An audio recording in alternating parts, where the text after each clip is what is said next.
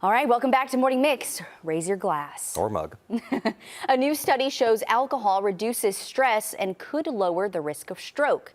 The study was published in the Journal of the American College of Cardiology. Researchers analyzed the drinking habits of thousands of patients and found that those who had 1 to 14 drinks per week were less likely to have a heart attack or stroke than those who had less than 1 drink per week, even after adjusting for genetic, lifestyle, and other risk factors. Those are some odd numbers here. They also analyzed brain scans of hundreds of these patients.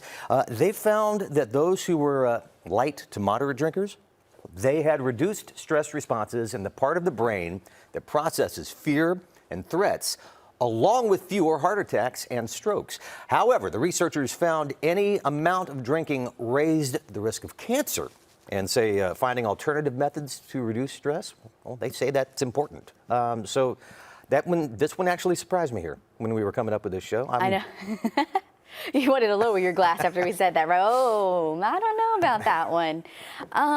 Okay, wasn't there a saying, though, about like having a glass of red wine a night or something is good for the heart? Yeah, they did. Yeah, I remember that. And I don't like red wine.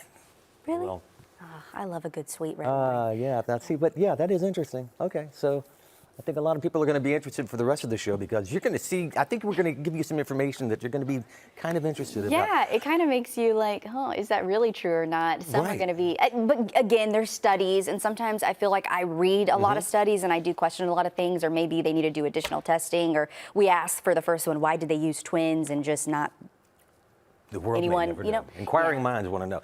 So as we're talking about trying to lower risks of health issues, how about this? A new study shows obesity, that damages the brain in a way that keeps people eating more. Researchers took 30 obese people and 30 people of, quote, normal weight, fed them fats and sugars using feeding tubes. Wow, okay. This was to eliminate the influence of taste and smell. Then, using an MRI, they looked at their brain signals. The people of normal weight showed brain activity indicating the person felt full, including the brain's reward centers as well. Okay, so the obese people did not show the same activity, indicating their brains did not think they were full or satisfied.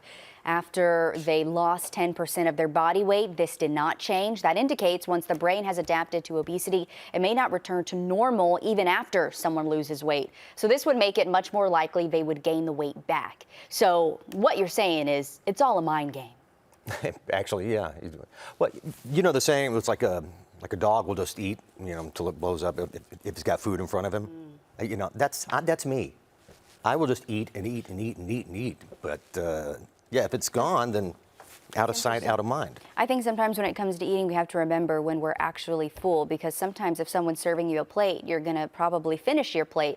But in reality, I think portioning what you eat is key.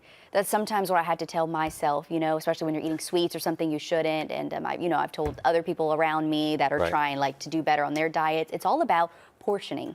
So lunch or breakfast, lunch, dinner, and then you have a few snacks, fine. But how much are you eating? It's like that commercial you see where your grandmother's going like, oh, I made it out of love. I made it out of love. Too much love will kill you, people. And this is the thing, when I was young, my grandma, we ate a lot of rice and beans. I'm not mad about it, but I would get so full. And I remember she used to do move half the rice. Okay, finish this and then you're done. And I was always the side with more.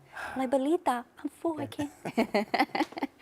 You meant well, Grandma, but that's too much, all right? We got more indications on how you can lower your health risks. That's coming up after a check of weather.